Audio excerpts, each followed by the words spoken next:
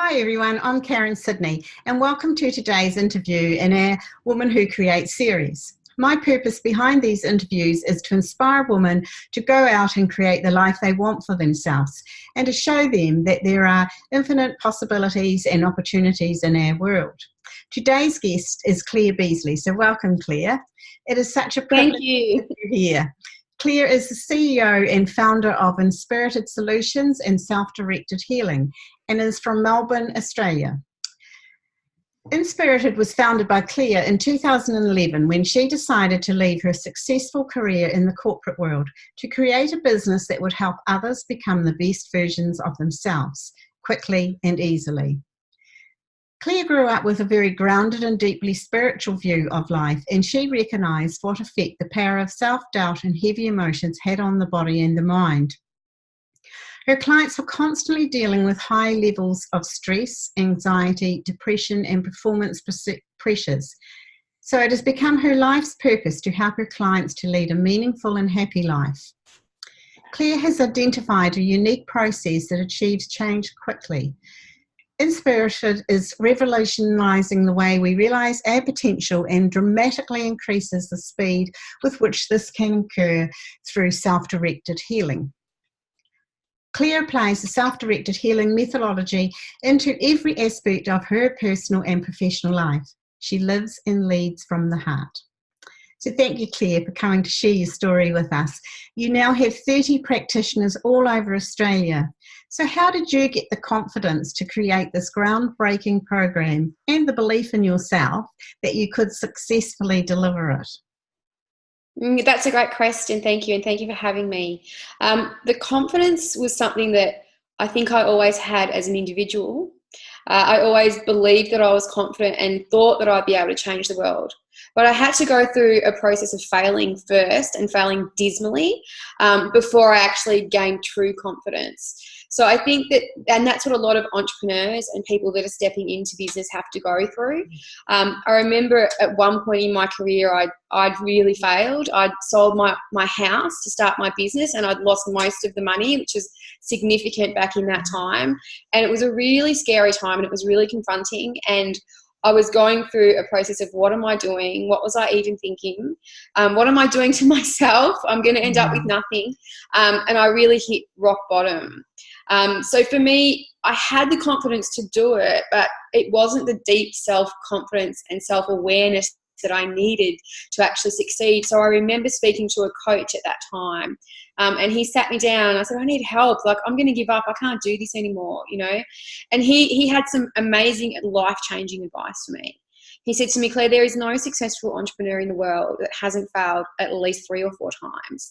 If you look at history and you look at the people that have actually achieved a lot in their lives, they're often people that take great risks, and with great risk comes that risk of failure. And so actually, he said, this is a milestone in your career because now you know what it feels like. And now we're going to really see how entrepreneurial you are, because if you truly are an entrepreneur, you're going to get back up there and you're going to do it again, and you're going to learn from this failure, and you're going to realize that there will probably be more, but without that, you actually are not going to have true success.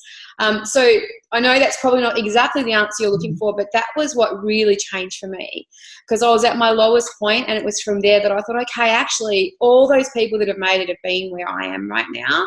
And therefore it kind of really incited a much deeper level of confidence in me to go, okay, I need to go forward with this now. So I'd say that was one of the biggest things that inspired a truer and deeper confidence, knowing that I wasn't the only one that had failed and almost lost everything. And then I think confidence from there came from the fact that the work that I do is really heart-based. So for me, I feel what I'm doing is what I'm born to do and what I'm here to do. I can't imagine waking up in the morning and not doing what I do. And that in itself, I think, creates a deep level of confidence. So when your head and your heart are aligned, confidence actually starts to come naturally. That's what I always say, that I'm really lucky because I've always worked for myself since I was about 18, and so I just absolutely love what I do, and I love business life, and I love that every morning waking up thinking, you know, what can I achieve and what can I do today? I've always got these ideas, and I can honestly say that I have loved every day of my working life. I never think, oh, I've got to go to work, damn. But, you know, I absolutely love it. And so I think that, you know, I'm just so lucky, and that I would love, and that's what I want to do this for. I'd love that other people feel like that too, that they don't get up and face a day doing things that they don't want to do. It's really nice to be aligned and out there doing exactly what you love, isn't it? And I think you can give out more too when you really love what you're doing and you're passionate about it.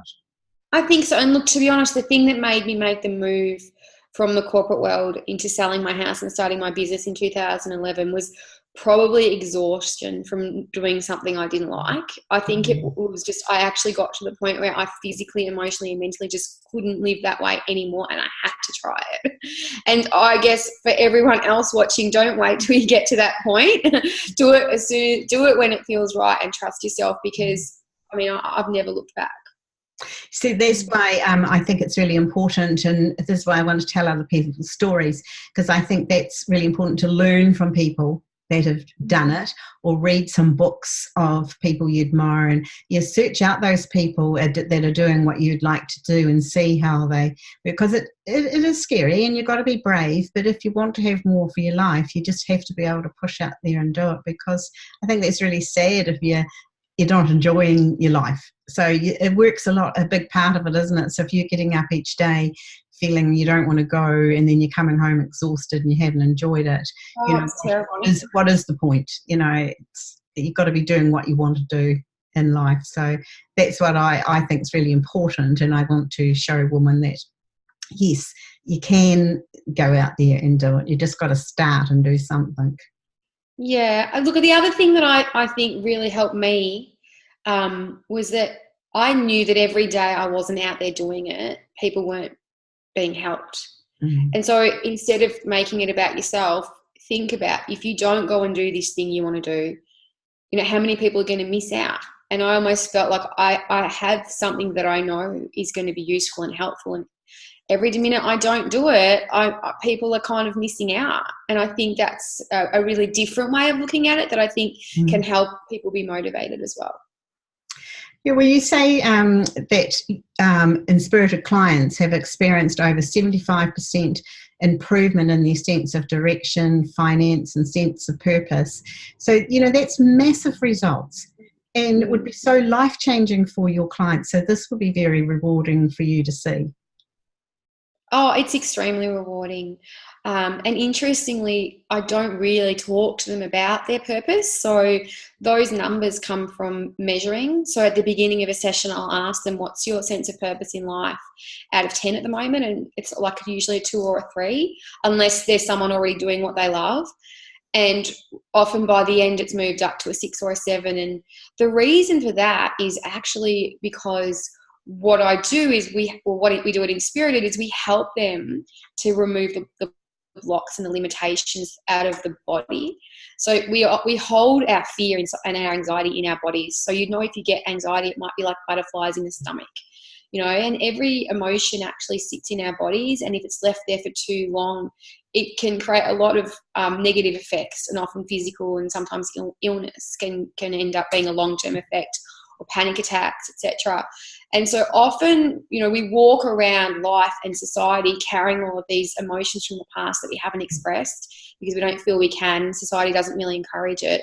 So often, just by allowing some of those beliefs and those feelings to leave, people then kind of become more connected to themselves, and it's much easier for them to then have more of a intuition or a trusting of whatever it is that they're called to. So quite often, as just a result of letting stuff go and baggage go, your purpose and what you're here for starts to come to you actually quite easily. You also said, you know, you learned a lot from your father, and so that your father had written several books, and so I'm sure from that would have been a great influence. And so you said, you know, and that you've coupled that with your knowledge and experience and learnings, and so this has given you a lot of direction. So apart from your father, who else has inspired you? Where did you get your motivation and inspiration from?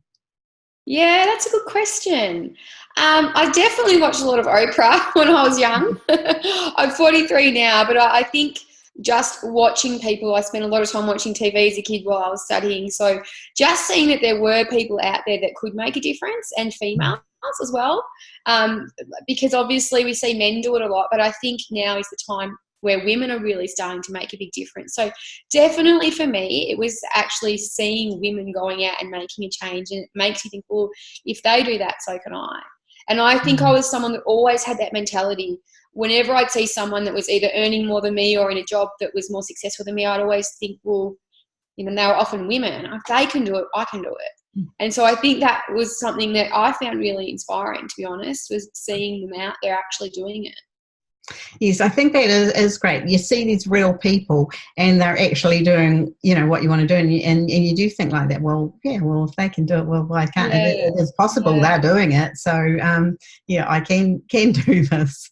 So I think, you know, if we do look to other people, and as I say, nowadays with the internet and all the things that are available to us, you can just Google up anything you want to know and see people that are doing it, you know, so information is very readily available, isn't it? But on the other side of that, much more now than in my time. Oh, definitely. But on the other side of that, you've got to watch that this information overload doesn't hold you back as well.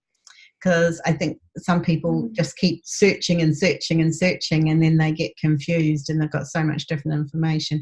You still got to take the action and actually do something, don't you? Is, you know, nothing's going to happen till you actually start. So just do something and find your direction from there and just keep going. I think is important. Absolutely. That's the hardest part, doing it. Yeah. Just got to be brave, don't you? Yeah, you do.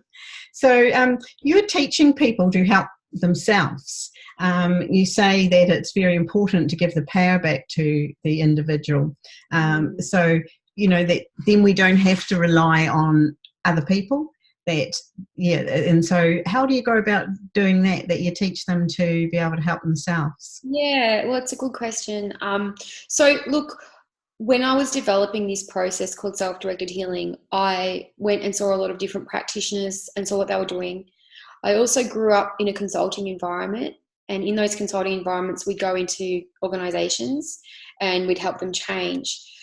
But so many of those times that we went into those organizations, the people that I was working for would get really excited when there was chaos in the business, because they knew this is an opportunity for this client to sort of really need us and almost become dependent. And I remember thinking, that's so unhealthy, creating dependence and getting excited about businesses struggling. And so I thought, look, maybe it's really crazy to create a process that people can use on themselves, because I'm risking, it was a really big risk, because obviously if you're doing one-on-one work and you're enabling those clients to heal themselves, they're not going to potentially keep coming back to you. But this was, again, it was another heart-based decision where I thought, you know what, it doesn't matter. I have to do it anyway, because I literally can't put people in a position where they're going to become dependent on me. It just felt so wrong. And it was pretty amazing, to be honest, when I actually did create the process. So what happens is when the client works with me, I just help them. I facilitate them to release all of the negative emotion and limiting belief systems from their mind, their emotional self and their body. But in doing that process, they're actually doing it to themselves. I'm just guiding them through. And if they have a couple of sessions, they can pretty much after that really start to do it on their own. So the idea is for them to heal themselves, because I think that's all that really happens anyway. And what happened, which really surprised me, because I obviously went against everything that we're taught as business people, you got to keep them coming back. What happened was they just kept sending me so many clients. And that's actually what made the business take off, because one person would get such a dramatic result from only one session and realize they could start to do it themselves. They got excited about it. They shared it. And I became very busy very quickly. So that was, again, real evidence for me that you have to follow your heart. Even if it sounds like it makes no sense and it's not logical, for me, that was actually one of the best decisions that I made in business. You know, they're having, because their beliefs is a big one, isn't it? Where beliefs hold us back. And so many times, if you don't stop and look inside yourself and find where those beliefs come, they're not actually your beliefs at all. They're just beliefs that they're learned beliefs that you've got from your parents or school teachers or other people you've spent a lot of time with, and you don't realise that, you know, you're going along with these beliefs, but you actually, if you questioned it, you don't believe that at all. And so I think our belief system is something that really holds people back. So it's good to be able to go in and search and see what you actually do believe, and that And it's very easy. It's Mm. very easy. All you have to do is say the statement, for example, I'm not worthy of love.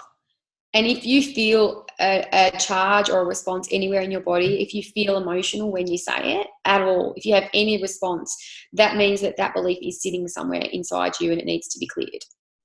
Yeah, and you're spot on. I mean, when we don't come in with these beliefs unless they come through our genetics. But the really interesting part of this, and again, it's controversial. You know, I've had psychologists come and look at what I do and they're like, this is exactly the opposite of what we're told. But what I actually do is I'll get the client to go through and feel the belief. So when you're working and you're doing talk therapy, as I used to do, you know, the whole idea is to get the person to say, I am worthy, over and over again, and until it's clicked into place and we suddenly believe it. But you can't just put a positive on top of a negative and think it's going to go away. That can take a really long time. So part of what we do is we actually get the client to go in and feel it, and feel all the pain that you have around holding that belief. And it'll often be sitting somewhere in the body, and it'll have an energy with it. So if you say, I'm not good enough, quite often you might get like a pinch in the chest or something in the stomach of like, oh, I do feel that. These are just emotions. And what we then do is we actually get the client to go right in and feel all the pain and actually increase it all the way up to a 10. And what that does is people think, am I going to explode? You know, I did a talk yesterday and someone said, am I going to explode if I feel all that emotion? No, actually, if you let yourself feel all the emotions sitting behind that belief, it actually leaves, and then the belief leaves too, because you've processed it. We spend a lot of our lives resisting these emotions and resisting these beliefs and trying to tell ourselves, that's not true, I am a great person, whereas deep down, you know, you might unconsciously blame yourself for your parents breaking up and you don't even have awareness of it. But since that happened, you've had this feeling inside that you can't understand. And you're wondering, why is my head going one way and my heart the other? It's because it's sitting there and we need to clear it. And what I always say is you have to feel to heal. So the quicker we actually start going, you know what, I do have these unhealthy beliefs and I just need to go in and actually feel them and allow them to move through and see where they came from, they'll leave. And that's when alignment happens. And that's when you can actually, the positive belief just automatically comes once you clear the negative. So it's really, really quick. And I encourage everybody to do this. You know, this isn't something that you have to come to me to see me and do, or any of my team. You can do it yourself every day. Go, instead of going, oh, that feels bad, push it down, actually bring it up. And then you can let it go. But we've got to bring what's unconscious into consciousness first, or we can't change it. And so when you're feeling it, is it more of a pain, or is it like these butterflies we get in our stomach, or this gut feeling, or is it more of a pain somewhere? That's a really good question. It's actually different for everybody. Sometimes it's just a feeling, you know, like it might be, some people it feels like a lot of pain. Some people it might just be your throat suddenly gets really tight because you've been holding in your throat. You haven't been expressing how you're feeling. It's all stuck. So you'll just start to get uncomfortable and you just sense that. But interestingly, what happens is after you let it hurt even more, I say, come on, turn it up, feel it all, you know, expand it. Quite often what happens is they'll physically feel the energy moving up out of their head, and then their hands will start to tingle, your whole body starts to tingle, you start to feel happy because you've let go of the negative emotion attached with that belief. So it's actually a very, very physical experience. For some women, they'll definitely feel quite sharp pain sometimes in their chest. If you've got a lot of heartache and a lot of grief, it can be bottled up really tight in there. And for people that I work with that are really seriously ill, I find that typically the energy or the emotion is sitting in the place where that illness exists as well. So they will go, oh, you know, if they've got breast cancer, they're like, I can actually feel the energy there. So it's very pinpointed. Your body loves you. It wants you to clear it and clean it out. It'll always help you and give you the right information as long as you listen to it. So I read something the other day that I found really interesting. They said that children that have grown up in abusive childhood and been mistreated by their parents, and it's not their parents that they hate. They keep loving their parents, but they stop loving themselves. Oh, And, absolutely. yeah. Every time. And so Every I'd time. never thought of it like that. And I thought, yes, so then they have all this trouble and yeah, they don't feel worthy themselves. So they've projected all that onto themselves as a child. And that would be very hard for them to find that was inside themselves. Look, it's spot on, and I work with children as young as 5. I work with many, many kids, and it's fascinating because the younger they are, the more interesting it becomes because they haven't been programmed and conditioned to not feel their emotions as much as we have. So it's much easier to work with children. You can, if you have a child, if you're a parent and your child's feeling sad, you can ask your child, where do you feel that in your body? And they will be able to tell you straight away, this is where it is, this is how strong it is, this is what it feels. And the interesting part about that is they move it through their bodies. I think children take about 10-15 minutes and an adult takes about 35 to 40, just because they're not inhibited and they can just allow it. And definitely the majority of adults that I work with, when we're exploring when were these decisions made that they weren't worthy, it was always pretty much in childhood. And you're quite right, you know, a lot of the time, I mean, I've got children who've been through some horrific stuff, sexual abuse and that sort of thing. And one of the things that I actually get people to say is, it's all my fault. And once you say it's all my fault, if there's any part of you that believes that, it'll come up in the body straight away. And it's one of the most powerful beliefs to clear, because a lot of us carry guilt. A lot of us walk around and we might even not know what it is that's all our fault, but you say that sentence and you allow the emotion to come up and you'll be surprised what will come out. And that's something that alone I recommend everybody does, because we hold it inside so much. And so children, you know, you can't get them to understand the beliefs because often their cognitive processing isn't there yet, but they understand emotion.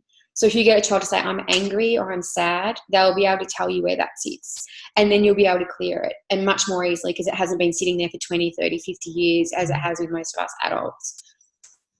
Yeah, so, you know, the other thing that you brought up was that you experienced great sadness when you were, you know, with your first boyfriend, he committed suicide. So in New Zealand at the moment, I've been doing a lot of work on that, because we have the highest youth suicide rate in the developed world in New Zealand. Wow. And I think that's like extremely sad in this beautiful country, and I think Australia is pretty up there as well. But you know, also talking to families that have lost their children to suicide, it's the people that are left behind having to live with this and go through all the questioning and if only, and so it's, you understand what that's like, being that person and that's left behind in that situation, and you must look at those times and think, well, what could I have done? Yeah, look, for me, I was very young. I think I was 17 and it was my first boyfriend. And I'd had a lot of problems with my mother growing up and feeling unloved. So he was the first person that I thought, you know, that I felt valuable in any way with, or felt a little bit of love from. And even that whole period of 2 years when I was with him, I still didn't believe him that he loved me. That was probably one of my regrets, is that I wish I had just received that love, but I wasn't able to because of my own upbringing and what I've been through. And so for me, losing him, he hung himself in a park and he was 17 years old. I don't to this day really know why, but it was my first love, you know, and we all remember how emotional that is. So to go through something like that, look, I was 17, as I said. By the age of 21, I was a lifeline counsellor, so helping other people to not commit suicide. So for me, I had countless dreams. I can't tell you how many dreams I had. I'd wake up in the middle of the night and I'd been trying to save him or trying to talk him out of it. You know, this went on and on and on and on, and it haunted me. And I actually, behaviour after that became really unhealthy. Honestly, I became quite promiscuous. Because I didn't know how to deal with my feelings. And back then, no one took me to see a psychologist or a psychiatrist, or I was just left to deal with it. So two things about that for me is, number one, you know, without that happening, sad as it was, I absolutely would not have achieved what I have today or helped as many people as I have. So that was definitely the defining moment in my life. And the experience that I had going through that, of being alone, of having no understanding of what had happened or why. And it was absolute torture. So for me now, suicide is one of the things that I work with kids with a lot and adults. And part of the thing that you actually need to do is listen to them. One of the things I actually get my clients to say, I want to die. Because the thing is, if we just sit there telling them it's okay, everything's going to be fine, you don't need to do this, we're actually not dealing with them at the emotional level where they're at. So if you do the opposite and you actually allow them to tell you how they feel and tell you they don't want to be here, feel it in the body, turn it up, it often leaves. So, and it's obvious, I mean, of course we're scared to hear people we love say that. But my advice is, I love the Are You Okay movement. The next step's got to be how we respond when they say they're not. And instead of us going into this positive psychology of trying to motivate, we need to start holding space and allowing people to express themselves and go through those negative feelings. And it needs to be okay for them to do that. And you'll find that's probably more powerful than going off and seeing a psych. Just actually having people you love, they're saying, that's okay if you want to die. I'm just going to sit here with you and be with you in that moment. And I'm going to feel it with you. I'm just going to be here for you. But that's when they actually start to feel loved, because they're no longer being judged or told what to do or told to make a different decision. They're actually feeling love, and that's all they really want anyway. So that's a really powerful way that we can help people. And, I think so many people die unnecessarily. I really do. I think if we start to focus on emotional health as opposed to mental health, because they're very different, that suicide rate will drop dramatically. So I think it's great that people get to watch this and that you're doing the work that you're doing, because this is something that obviously our governments aren't able to deal with in a way that's going to make much difference, because we haven't seen it much difference. It's actually getting worse. No, well, nothing's changed here. Yes, it's getting worse all the time. I think statistics I read the other day that youth suicides are greater than cancer and road deaths combined together in this country. And so that's really tragic. And so something really does have to be done. We have to help our young people and find some answers that's going to make a difference. So, no, I'm very, it's something that really concerns me. So it was interesting to hear that from you. And that I know it's confronting, some of the things that I talk about, but from many years of doing this, it works. Oh, that's great to hear. Yes, that your way of dealing with it, because it's good to, talk to people that have actually experienced it firsthand. And as you say, it's been a driving force, and it was a turning point in your life and has changed you to do what you do. And so you've helped many people from being through that yourself. So, so what other advice is there something that you could put out there for women that, to help them get out there and actually go for something they want, if they've got a dream or a goal or a business, or they just want to change jobs or their lifestyle? What would you tell them to? Yeah, I think it's a great question. I think when you look at men and women, I think a lot of, if you're looking at typically, men have they're brought up to be the breadwinner, to be the provider. They've got that, this is what I have to do. They're confident about it. As women, we naturally sort of tend to blame ourselves more. We take on responsibility more. And because of that, I think, because we do care so much about the people in our lives, we do feel so much because we let ourselves feel. I think that actually can hold us back, because we have so much self-doubt on a deeper level. So I think really the first thing that you need to do is you need to actually allow yourself to process your doubt, and you're allowed to have them. You're allowed to feel that maybe this is going to be really hard, maybe I can't do it. I think actually exploring that and experiencing that is a good thing. But the next thing you have to do is you have to feel the fear and do it anyway, So for me, stepping out and doing this, I had no idea that this would go anywhere. I really didn't. And to be honest, I've had so many experiences of not doing all the things that I've said I'm going to do or thought I'm going to do. I had so many people not believing me. But for me, I think what it comes down to is some part of you has to trust that if you do what you want to do and you trust your heart that it's right, some part of you has to trust that there are people out there that are going to want and need what you have to give. And if you can just trust that, and just give yourself a time frame. Like, I'm just going to do this for 1 year, and I'm just going to give it everything, give it 150%. and give it a go. The other aspect of the mistakes that I made was I was a perfectionist. I spent 1 year planning my business before I even released it. And then when I did it, it didn't work, So I agree with what you said earlier about action. I think if you've got an idea, start to talk to people about it and actually put it into action. Don't wait until it's 100% what you think it should be before you go out there in the world and try it. Because I can tell you, my business that I launched in 2011 compared to now is completely different. And it's changed nearly every year, and it's going to keep changing. And that's one thing that I do know, is that it will always change. So I think, you can have an idea, you can have goals. Goals are great, but until you actually start putting things into action and allowing the universe to kind of work with you and see what comes and how people respond and what works and what doesn't, you won't really know what it's going to look like. And I don't think you need to.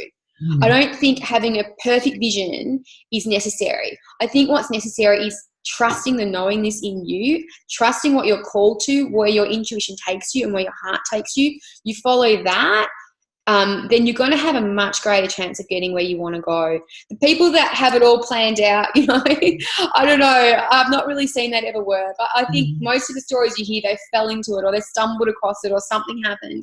So if you want it to sort of come and hit you in the face one day, then that will happen when you're on your path. And the only way that you get on your path is by getting rid of all your stuff, allowing yourself to be clear, live in the moment and trust what's in front of you. And when it's in front of you, then you'll know and you'll go, this is the thing I've been waiting for, and you'll do it. But if you're carrying too much fear and worry and planning, I think you could miss it. So that's my advice, is live in the moment more, trust yourself more, and let go of any self-blame or it's my fault. And I think and as women, I want to see more women make it. I think we are so gifted on an intellectual and an emotional level. I think we're such nurturers and carers. And from what I look at and see as the issues in society at the moment, it's compassion that's actually needed in nearly every field more than anything else. We don't need any more logic. We don't need any more great scientific kind of outcomes. What we need is people helping people to become the best versions of themselves, to heal their stuff so that they can be who they really are, which is what we all need, is for everyone to be who they really are. So that's what I would focus on. Yes, I agree. It's really important that you are actually who you want to be and that you are happy with yourself. I agree with that. Trying to make everything, holding back until everything's perfect, is just another form of, it's really procrastination. It's just excuses you're making. You just have to start and say that's how you learn and that's how you grow and that's how your business or life grows. You just got to actually do stuff and get out there and be brave. Yeah. So, to finish, Claire, what do you have a special mantra or quote or anything that you live by, or any other little bits of advice you'd like to give before we finish? Yeah, I mean, probably what I said earlier, that my favourite ones are you have to feel to heal. And the second one is the only way out is through. So, we just spend so much time avoiding, I don't want to feel this, I don't want to go through that. But the sooner you just actually do it and move through, the sooner everything moves out of your way and you get where you want to go. And, for me, if someone told me in 2011 that by 2019 I'd have 40 practitioners Australia-wide, I would be doing group healings in front of 3,000 people on a stage, I would have laughed at you. So trust that there's going to be some magic. Don't be so, disciplined that you don't allow for the magic, because there's so much if you just let it happen. Oh, thank you, Claire, for sharing your story with us today. And I know that it will inspire many women out there to make that decision, to take some action, to get the confidence and belief that they can create what they want to do. So have a great day, everyone, and thank you for listening. And if I could ask you if you could please share this interview with your friends, as my mission is to help as many women as I can to create the life that they want. So bye for now from Claire and myself. And as I said, thank you very much, Claire.